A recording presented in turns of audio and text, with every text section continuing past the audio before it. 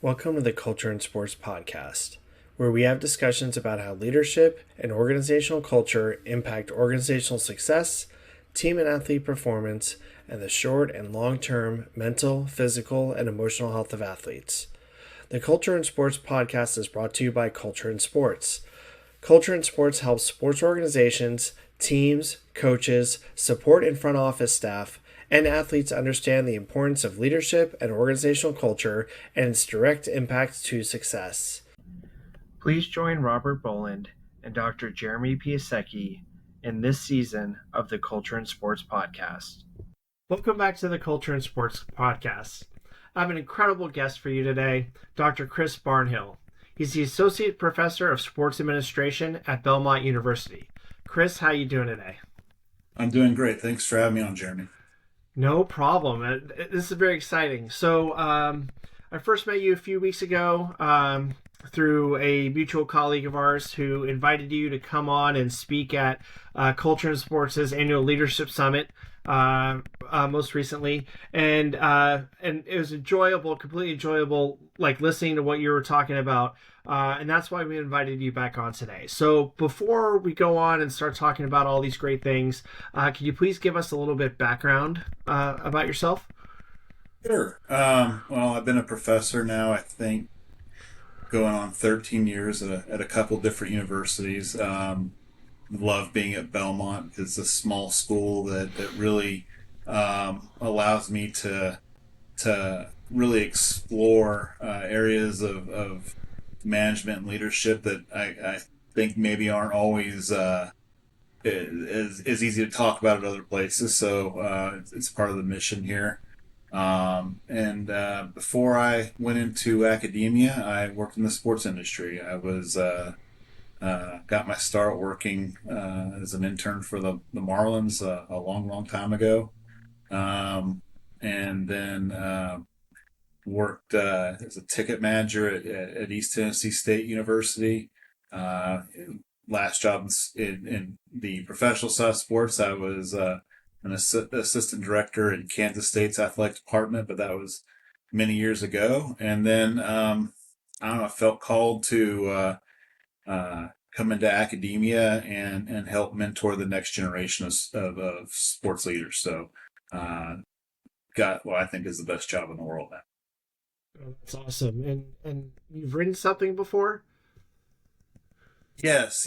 I've wrote a book a few years ago on organizational behavior with several other great colleagues. It was really based off of some of the research that we had done individually about how to lead and manage people, but really we want to take a perspective of building up others.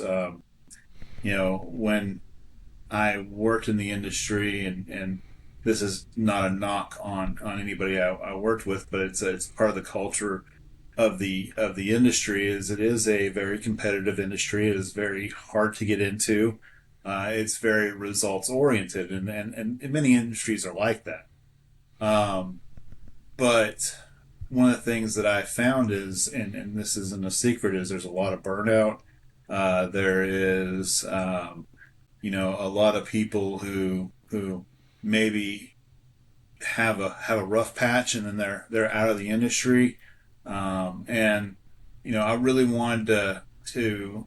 I'm a believer that if you take care of people, you'll be successful as a business, whatever that business is.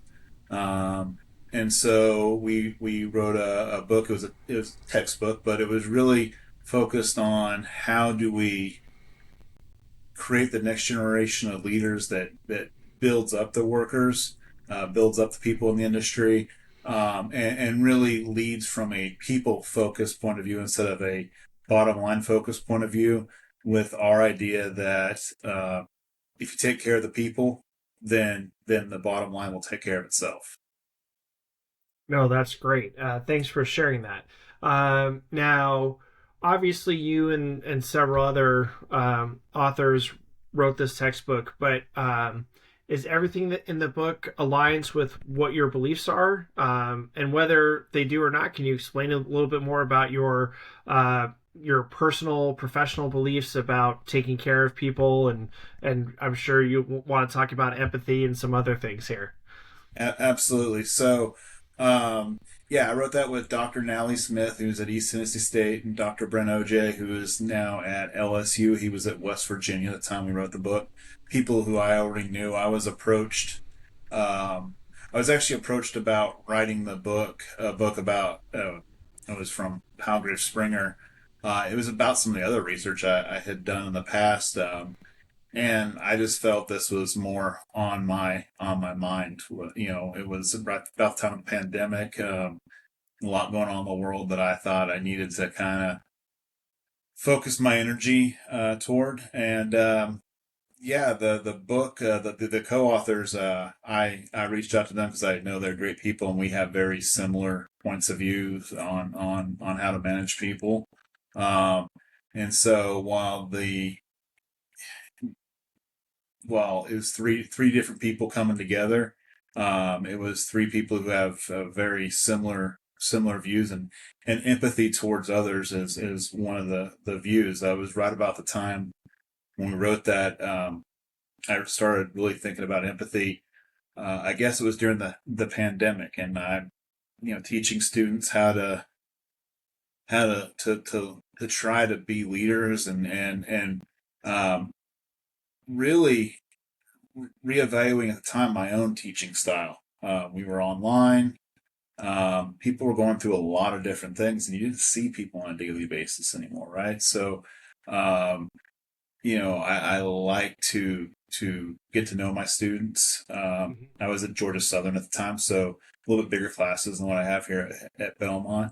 Um, and I was really trying to understand what some of my students were going through and trying to be more, I don't want to say lax about things, but be more understanding towards what might be happening in their lives. Since we were on computers and not going through things together. And even when we came back, we were all behind masks, and so that also happened to correspond with um, I received tenure and promotion. So tenure is that great thing in a professor's career where, um, it's not a guaranteed job, but it allows a little more academic freedom. And so I wanted to maybe explore some other things. My research until that time had still been people focused, but it really been focused on the bottom line. Like I said, during the culture and sports conference, we talked about coaches and athletes, and I had done a lot of research about what's called the psychological contract at the time. That's kind of the unwritten contract that governs relationships between people. That kind of implied contract that we have with one another. And I really found that fascinating. But I realized I looked back at my research, and it was always about how do I help with the coach get better athlete performance, develop better relationships, to get something out of the athlete, to get the athlete more committed, more engaged. And I thought, that's great, and it is. I hope helping to build better relationships if people read what I was working on. But I wanted to put the individual first, not the organization. And so I started thinking about in my own career first. How am I treating my students? Um, am I being as understanding as possible? Am I getting to know them and really what's going on in their lives? And then as we came out of the pandemic and I received tenure, I went to my department chair and said, I want to change up my research. So we want to research. I said, there's a lot of problems in our industry. Um, and, you know, it's a people focused industry that doesn't always treat people very well. And I think one of the things that's missing is a lack of empathy. And I'd like to look into it. And said, well, do you think that'll get published? I said, I honestly have no idea if that research will get published. There's not a lot of research on empathy in the sports industry, um, but I think it's really, really important. And so started looking first kind of two different paths with it. One, how do I teach empathy more than just trying to walk in someone else's shoes? How can I actually teach it as a skill? And then from another standpoint of how do we really look at what the concept of empathy is and what it can actually do in the industry to foster meaningful change. No, that's so great to hear, and like I was telling you before our discussion today, that I believe that our thoughts are similarly aligned with a lot of these topics. And so I do want to ask a question. So when you were working with your students first online and then as they came back in, and you were more focused on a people first aspect as opposed to, well, we have to get through these courses, everyone needs to do these 10 things to get a good grade in the course, so on and so forth, on their way to graduate. What started happening when you started changing your focus area of being the professor, and then you went more towards being the leader? What kind of changes did you see? Yeah, so a couple things happened. One, I was a little concerned. I had some colleagues that said, people might take advantage of you being more, not not necessarily understanding, but just giving people the benefit of the doubt. And I thought, okay, that is a risk, but that's a risk I'm willing to take. If I can help 10 people out, even if 11th person takes advantage of my understanding, well, I still help 10 people out, right? And so Exactly, that was yeah. the first concern that I had. Didn't really see that. Didn't see students taking extra advantage. What I saw was open communication. Suddenly, students started, you know, being more willing to open up about what was going on in their lives. Um, I started having more students come in to office hours, which is a professor. Office hours, these things that people wonder what we do when we're not in the classroom. It's like we're the researching, we're having office hours, and people say it's office hours, and say, well, that's 6 hours a week that I sit in my office, and it's open door, nobody shows up, right? Nobody wants to Right. come see you. Well, um, students started showing up, but they weren't asking questions about class; they were asking questions about life. Um, and I realized that there was a trust building between them and I, and it was I think they started to think, well, this person genuinely cares about me as an individual, um, and so that was the start. And I really you know noticed that first from a hey, this is having an effect just at this level, and especially uh, I noticed a few students who would struggle. Their performance started getting better, and I don't know if I had anything to do with that, but um, they were more willing to come. The wall of fear, I guess, between student professor broke down a little bit, and that was great to see. And I almost felt it became less of a professor advisor relationship and more of a mentor relationship started developing between me and the students. And so that was just myself just trying to really learn what empathy was, because everybody hears empathy is walking a mile in someone else's shoes, but that's also impossible. You can't really know Right. what's going on, and so it was really my own self discovery at first. Let me see if I can really put this into action. Um, And sorry, go ahead. oh, what I was going to say is then when I got to Belmont, they kind of a quirk of my last position. Here I'm doing all this leadership research, but I wasn't teaching our leadership classes. I was our program coordinator, so I had a lot of administrative behind, but I was also kind of picking up some of the classes that other people don't like to teach. I was teaching our finance class. I was teaching whatever needed to be taught. And we had some great other professors there who were great at teaching leadership, and so they were teaching, and I was more than happy to let them do their job and be awesome at it. When I got to Belmont, they said, "Would you like to teach leadership?" And I said, "Well, you know, you know, is there a certain number of things they have to learn? Like what do we have to focus on? Is there certain outcomes we have to? I guess is the best way to put it. Student learning outcomes. They said, make the class your own. And I said, well, you know what? I'm going to teach a leadership class, but I'm going to focus the first 2 to 3 weeks on empathy and actually teach what empathy is and teach how we practice becoming more empathetic to then hopefully translate some of the lessons I was learning to the students. And same thing I've noticed over time, the atmosphere of the classroom just really became just a fun place to be. Um, Students who were all different grade levels were really buying into to uh, learning more about what empathy was, and realizing that, hey, I can become a more I think sometimes people think you're just born with empathy and you can't build it up or you can't become a more empathetic person. They realize, oh, hey, this is a skill I can learn. And then they would talk to people in the industry, and like they would get excited about the fact that they were learning it. And then they come back to the classroom, we talk about it. And so this set of lessons right at the beginning of the semester just kind of set us up for the whole rest of the semester when we went into more traditional leadership topics. We kept coming back. Students keep saying, well, we learned this lesson, like, in week two. And you can really just, if you get to know people, it changes the atmosphere. And that was just awesome to see. No, that's fabulous.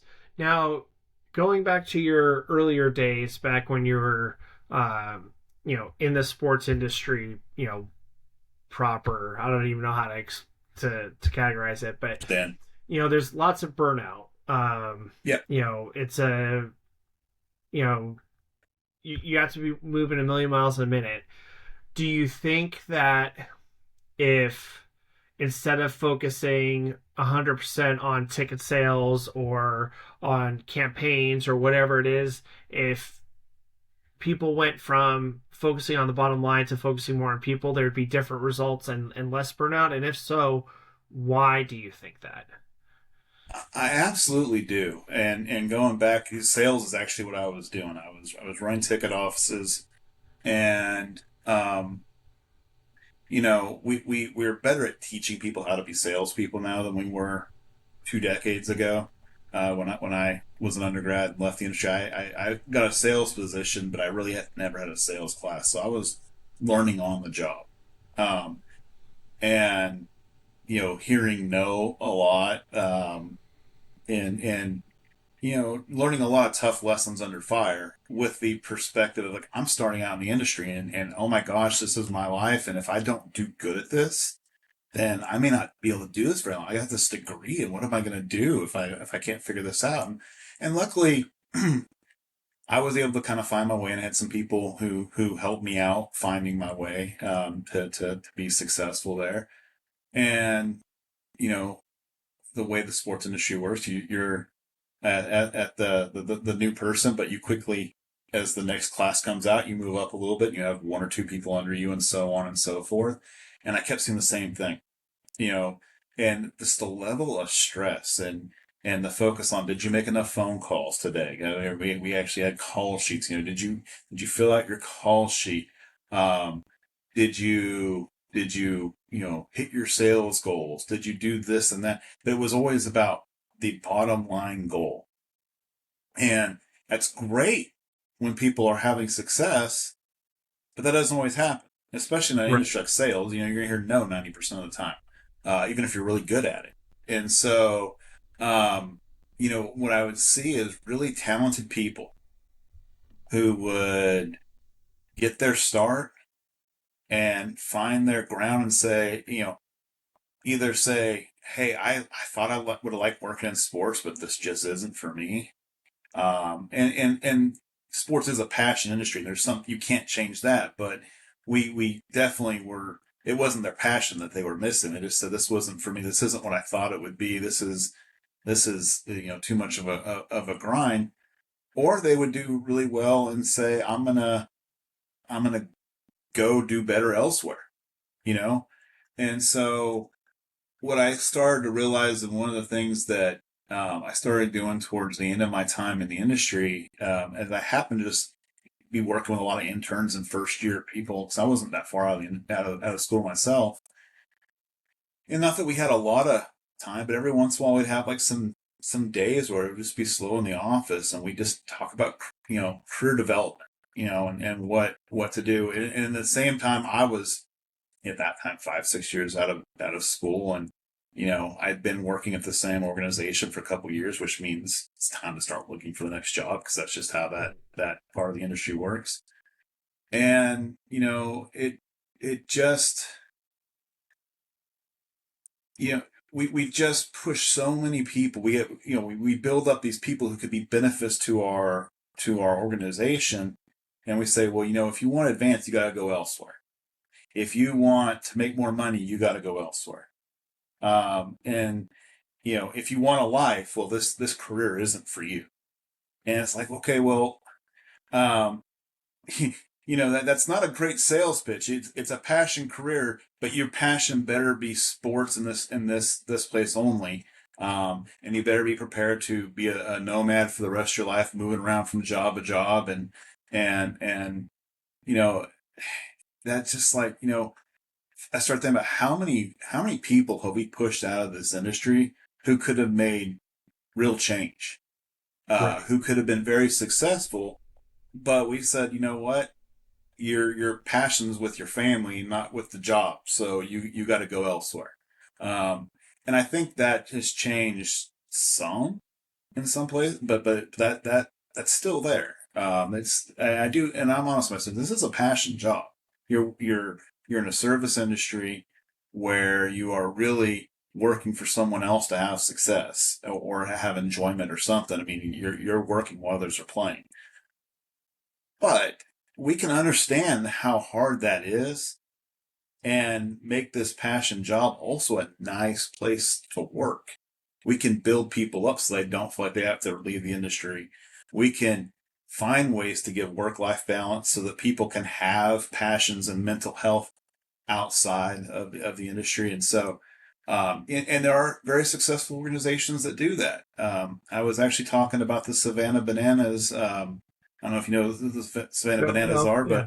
but yeah, they've, if you don't know, and you're hearing this podcast, I think Harlem Globetrotters playing baseball. Um, I had the opportunity to sit in their offices for a couple days a few years ago and just watch what was going on. And they not only encourage people to have outside interest, encourage people to step away from what they were doing. It was just encouraged. It was just part of the atmosphere. All right, Right. they had um, you know built-in time for people, you know to go run errands, do things during the day, so they could be a person. If they had to pick up their kids, they didn't work, and when schools let out, and they came back after. It's like, we can do stuff like this. Um, People had uh, like libraries in their offices so that if they were needing to think of an idea, hey, put everything down and start, read, look for ideas, just take a break from what the bottom line will take care of itself if you're allowed to take care of yourself. Um, and what I saw was this energized, passionate group of people who were thrilled about what they were doing, but felt valued as people. And never once did I hear anybody say, well, this has to be done, or this is the goal, or this is, I mean, they all knew what the goals were and what they were trying to Right. accomplish, but you didn't hear a focus on that. The only thing that I saw that was really a focus was, and this is something that you saw around their offices, was fans first. Like, because that is very much their thing. Is whatever you're working on going to benefit the fan? But within that realm, it was kind of wide open, and uh, you know, and such a focus on the individual building skills um, as opposed to this is what the organization needs, so you have to acquire this skill. They were more about, um, hey, if you want to go learn this new skill, go learn it, then we'll figure out how it fits. And Right. they talk about how sometimes they'd hire people who they really, didn't have a job for them, but like, man, this person is just an awesome person, and they have this unique talent. Let's just figure out how to put them in this organization, and then work with them as they build themselves up. They'll build us up. Right. So, how would you translate all of that into um, like the current and the future of college sports? Like, you're talking about bringing in, hiring employees that have great skills, great excitement, but not necessarily a job for them. So we could relate them to maybe an awesome athlete who may not be the best at a specific position, but maybe they could be taught something. Sounds like people reading books or learning new skills. Sounds like allowing athletes to experiment while on the field or on the court, or in the pool. Like, it's sounding, a lot of similarities between what you're talking about in the sports industry itself, and also how it could be related to college sports, kind of along the ideas of what we're talking about at the annual leadership summit. Sure. So, I mean, we've danced around this forever in college sports. And what do we call an athlete? Are they a student athlete? Are they an employee? Nobody thinks about that on a day to day. They're there to accomplish a goal and play their sport and be successful. They're led by a coach who's this is probably, yes, their passion, but it's also their business. And they have very definite things they have to accomplish, or they don't have a job anymore. Um, and so I think you very much can take an employee to to a leader role, and say, yes, this does fit. Whether we've wanted to acknowledge it forever, yes. But what I would say is you've already seen an evolution, like in coaching, from a a dictator. Think about the 50s and 60s coach who was, the dictator was my way or the highway, and anybody's replaceable, to the evolution of the players coach who's more of a, you know player first, and will, and I think we're moving slowly in that way, but there's still a power dynamic, and that might be changing. But we still, and we always will in sport, have a coach who dictates playing time, who dictates who sees the field, all of that. What I would say to coaches, or to people hiring coaches, is we can we can do both. We can elevate the player, allow them to be an individual, and still accomplish team goals. That's those are uh, not contradictory ideas. Right. But it does take more work. It puts an emphasis back on the coach or the leader to be a little bit more vulnerable. Okay, because if you're looking at an individual first, and not really sure initially, how you're gonna implement their unique skill, their unique talent, or build them up.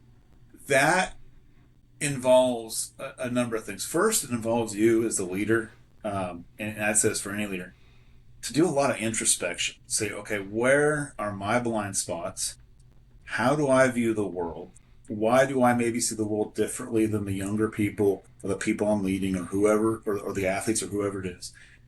And am I willing to learn and adjust from them? Am I willing to Mm-hmm. learn from these other people? And I would say that the best leaders in the world do very good job of that. They're very willing to say, "Hey, I don't know everything. I can always learn more, and in fact, I'm going to be willing to uh, not change who I am, but accept that there are more ways of doing things than just the way that I've always known." I think that's really important. So I think anytime we talk about leading with empathy, or leading to serve others, whatever terminology we want to use with that, um, the first part is being very introspective. Who am I as a person? Where are my blind spots? What do I need to, where do I need to open myself up a little bit? Um, and along those same lines, then being honest with those you're leading and saying that to them. It's like, being willing to say, I'm not always right. I don't have the answers. I'm going to learn from you as much as you're going to learn from me. That helps break down that barrier. And then I think it takes a conscious effort, more so than just saying I get to know people, but actually taking a conscious effort to get to know people. So we talk about the concept of empathy.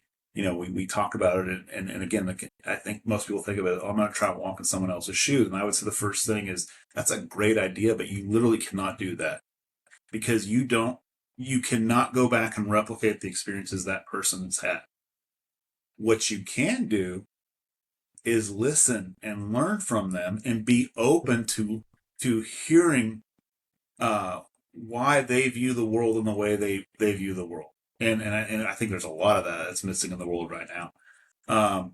But we can look and see how do we create empathy? How do we build up people to be more empathetic? Well, first off, every human is born with the ability to be empathetic.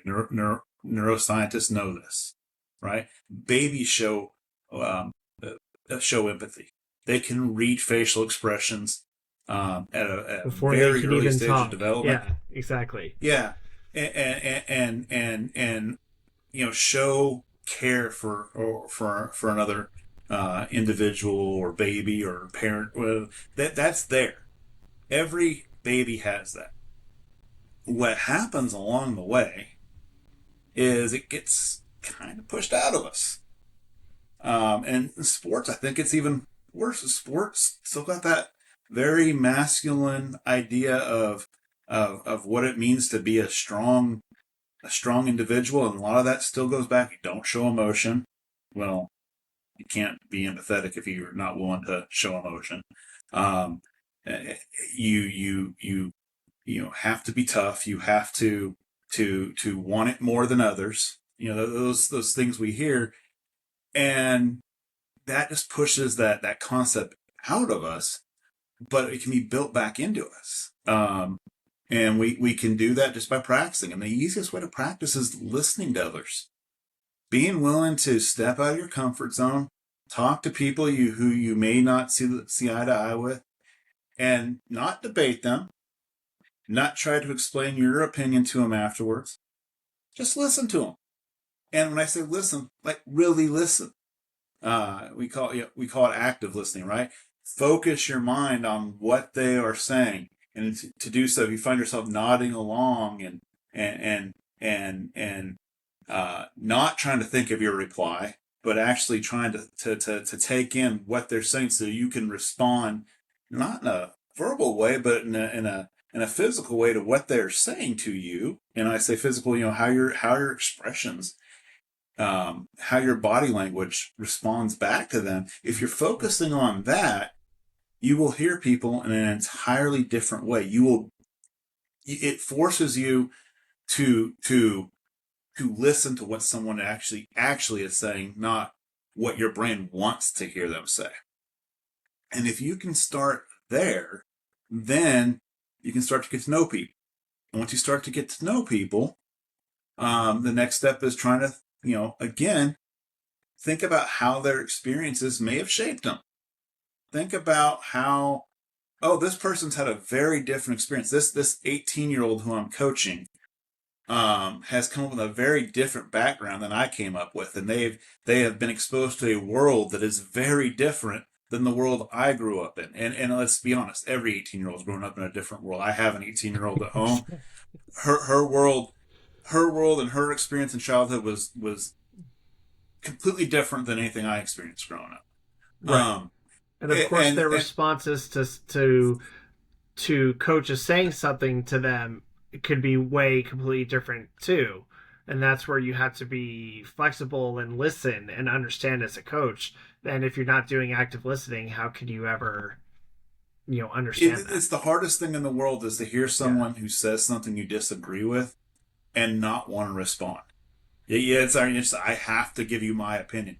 And I'm telling you, if you can practice just listening and not responding with your own opinion, but responding with another question, and asking them how that experience made them, or asking them, hey, what in your past, or what makes you think or feel this way, you will open up people to and start to understand the reason why they are maybe responding to you the way that you didn't expect, or the way they reason why they react to criticism maybe differently than someone else. We don't know what we really have no idea what goes on in anybody else's lives other than ours. And I Exactly. think from a coaching standpoint, getting to bring this back and bring it back to college athletics, if we want to really understand, or really, you know, thrive in this new world that's about to hit us in college athletics, as a coach, you have to be, one, willing to adjust, willing to do that introspection. Two, willing to get to know and do the listening, do the work to find out what's going on in your athletes' lives, and why they respond the way they do to your coaching. And once you have done that, it opens up this realm where the trust, and trust is huge. But if you actually take time to listen to someone and understand them, that opens up trust. Because In both everybody's directions. expecting it in all directions. And everyone's expecting, hey, when I say something to my coach that they don't agree with, they're going to come back. And if you don't come back with something, but you say, hey, that's interesting, tell me about why you feel that way. Well, I've never had a coach say that to me before. That's mind blowing. And then if you let them tell you how you feel that way, and then say, wow, that's an amazing story. I'm glad I know that about you, as opposed to saying, well, let me tell you about my experiences, or let me tell you. That changes the relationship right there. And once you have developed that level of trust, and you have this deeper understanding of why people feel the way they do, now that opens up a whole realm of possibilities from a standpoint of, one, I now have a better idea what makes this person tick. So I Mm-hmm. now know how to approach the relationship, and maybe this person who I haven't been able to get anything out of, it's because I've been approaching it all wrong, right? And now I can, uh, you know, build them up as an individual, talk to them on their level, and hopefully, and it's not 100%, but hopefully, now this new relationship and this new ground we've built is going to allow you to have that criticism, to do that teaching in a more constructive way. From the on the other perspective, you're going to be learning right and left, and so, I think as a coach, you know, when a player says, "Well, I've always been doing a thing, this way, and well, and this is how it works for me," and you say, "Well, no, you're going to do it my way." Suddenly, you might learn why the other way has worked for the person. I was actually listening to a middle school baseball coach. I have a son who plays middle school baseball, and his team was struggling to hit, and you saw all these kids. And they had the exact same swing because they've all been going to the same trainer. And it's like they all swing the exact same way. None of them were hitting the ball, and um, then they were goofing around, mimicking their favorite players. Like, think about the thing we used to do playing wiffle ball, where we mimic. I was right-handed, but I could do a perfect Will. I'm a Giants fan, so I could do a perfect left-handed Will Clark. Um, and they were it was like this, an epiphany went off. Like, no major leaguer has the same swing, so why am I teaching every single one of them to hit the ball the same way? Just let them go up there and yes, teach them what skills they need. Work on the fundamentals, but also let them do what makes them feel comfortable. And suddenly, Exactly. shockingly, they start hitting the ball. It's like all of a sudden it Yeah. started working. Well, I mean, it's very interesting that you bring that up because athletes know their own bodies pretty well, right? Like, so they know what they're comfortable with, what they're not comfortable with. They know what their capabilities and limitations are. So if you're teaching them to bat a certain way and it's not comfortable for them, are they ever really going to listen to everything to become the perfect batter in the way that that coach wants them to? Or are they, eventually just going to shut down from that idea? Probably lose interest in the sport and then just not be as good as they could be. I mean, that sounds like a very short condensed version of what you just said, at least in my mind.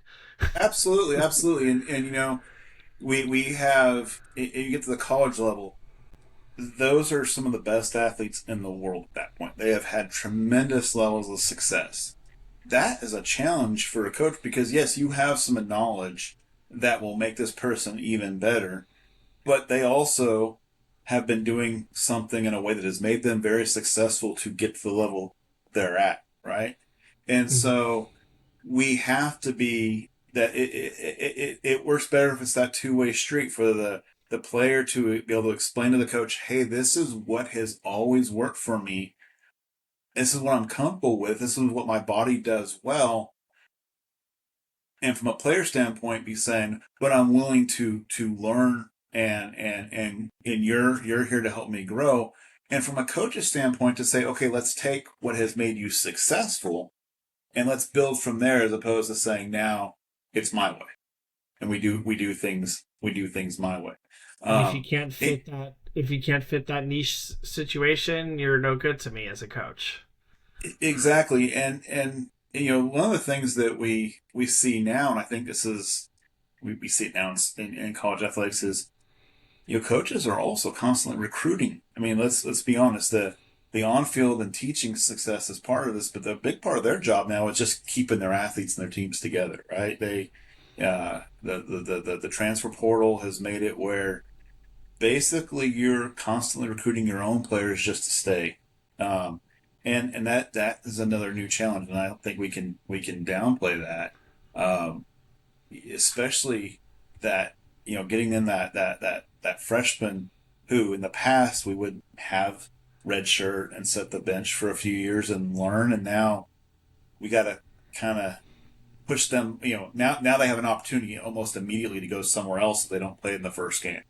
And literally, we've seen this in this college football season where players have said after two games, well, you know what, I'm redshirting, I'm going in the transfer portal, and I'm not burning a year of eligibility.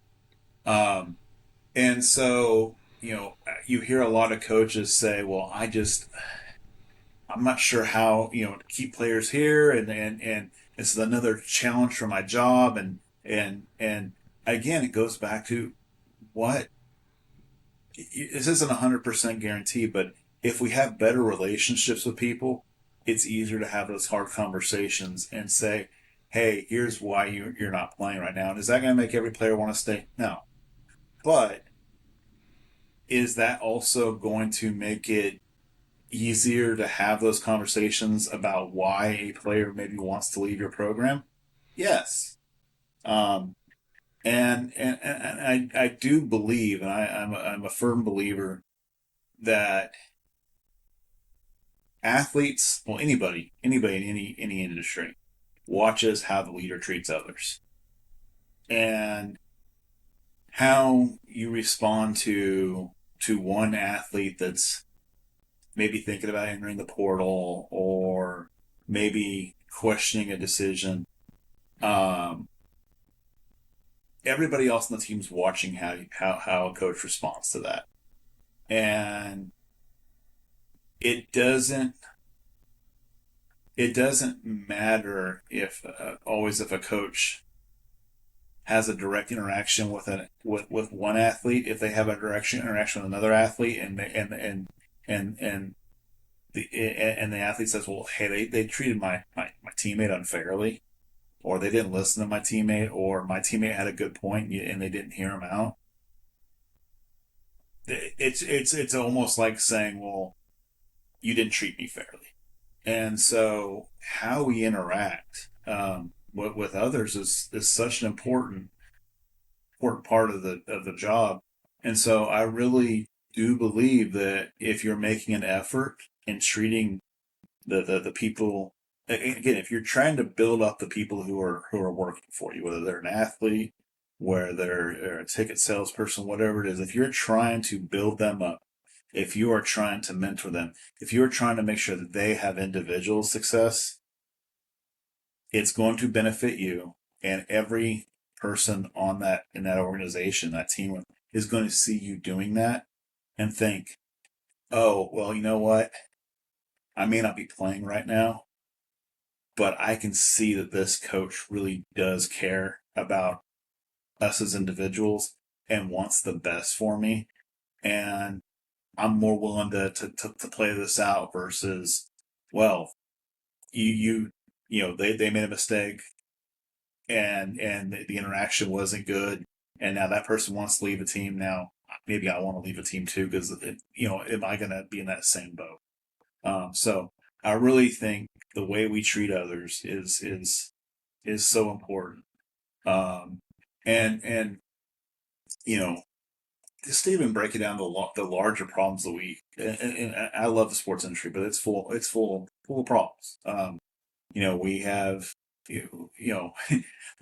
we've had just huge systematic issues that we've had Right. for decades. Whether it's how we treat female athletes, whether it's some of this um, the misconduct issues we've had with coaches, the way they treat athletes, whether it's whatever. There's all these systematic issues, and you can really go back to almost every single systematic issue and see it's one person saying this is what it had. This is the direction I think we should go. Another person saying no, this is the direction I think we should need to go. People talking at each other, not listening to each other, not trying to find out why the other feels the way they do, and the problems never get solved. The solutions are never even put forward because neither side's willing to listen, and um, it's inherently in a leadership role because the power dynamic. You're the one that has to break down the wall. You're the one that says, Right. I'm going to listen first.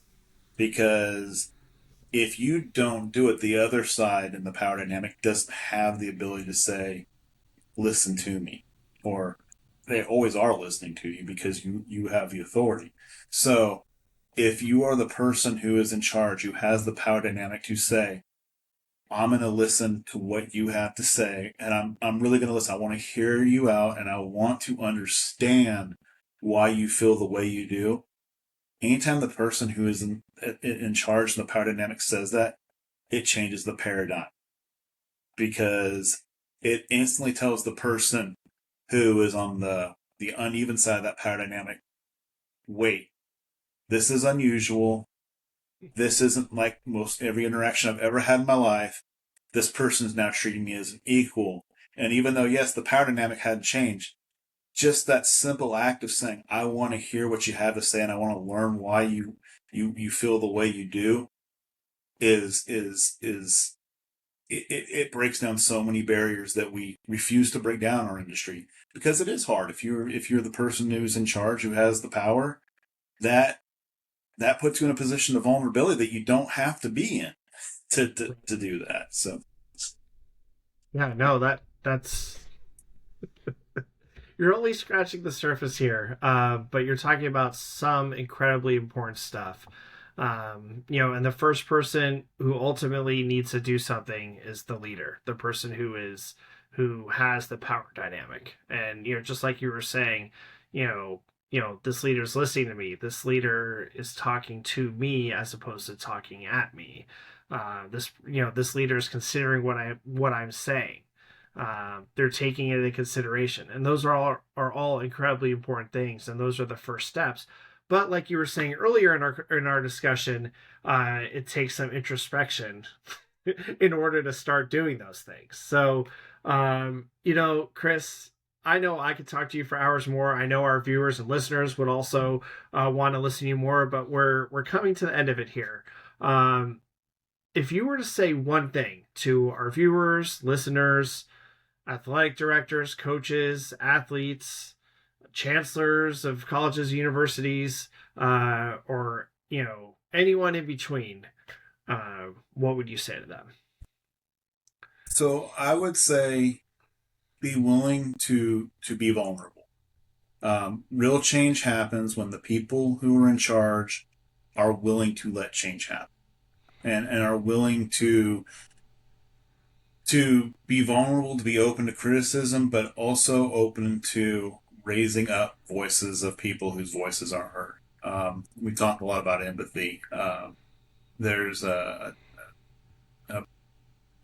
radical empathy. It comes out of the civil rights movement, and empathy tends to be an individual caring about another individual. Radical empathy is an individual hearing the plight of one individual and realizing that there are many others who have the same plight, whether it's and realizing that as someone who is in a person of power, and if you're an athletic director, if you're a chancellor, if you're a coach, if you're a director, if you have leadership over one individual, you are in a position of power. Um, the willingness to not only say, wow, this individual has opened my mind up to something, but to say, wow, there are many individuals like this individual who's opened my mind up to something. And by nature of being in a position of power, I have an opportunity to elevate their voice. Um, and again, that thought of uh, going back to the civil rights movement of this was really something for directed at white people to say, hey, look, y'all are in the position of power. Your voice can be heard where my voice cannot. I don't need you to speak for me, but you have an opportunity to elevate my voice. And so if you are in a position of power and a athlete comes to you and says, hey, look, there's this happening, or this is a situation I'm faced, be willing to assume that there might be others who are also facing that same situation. And when you have, again, show empathy towards this individual and learn from them. But once you've learned from them, take the next step. Be willing to take the risk. Be willing to put your reputation on the line, and and elevate their voices. And that's the only way we're going to have real change in our industry is when people who are in charge are willing to step aside and say, I I want to bring this other person's idea to the forefront and give them credit for it and elevate them.